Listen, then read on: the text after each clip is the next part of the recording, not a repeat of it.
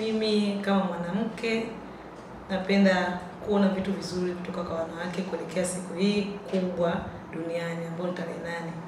Mwanamke ni kiongozi katika familia, katika kila nyanja, katika jamii yetu.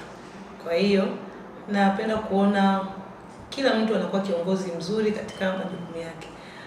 Bila shaka kila mtu ana majukumu yake, lakini ningependa niongelee nafasi ya uongozi kazini, lakini pia ningependa kusema kuhusu kioo cha jamii.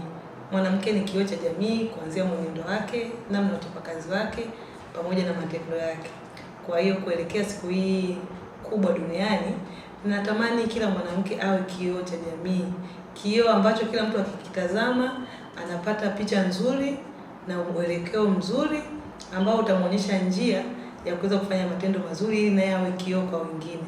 Tuwe na lugha nzuri, tuwe na matendo mazuri, tupokee wageni vizuri maofisini, majumbani, tuwe wakarimu, lakini zaidi tuwe viongozi katika kukemea maovu yote, hasa kwa vijana, watoto na watu wote ambao wana tabia isiyo nzuri.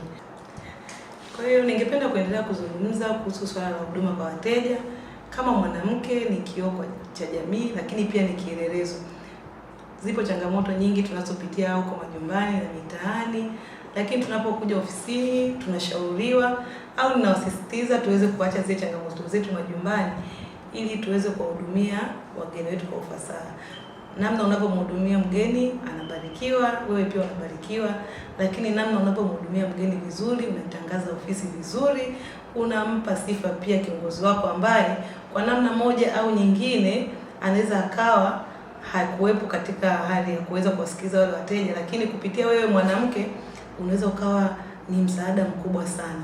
Kwa hiyo kuelekea hii siku ya wanawake, na wakumbusha wanawake wenzangu, tunafanya vizuri, lakini tunaendelea kukumbushwa namna ya kujenga ofisi ili ofisi iwe na sifa nzuri. Sisi kama wanawake tuendelee kutumika kwa nafasi yetu.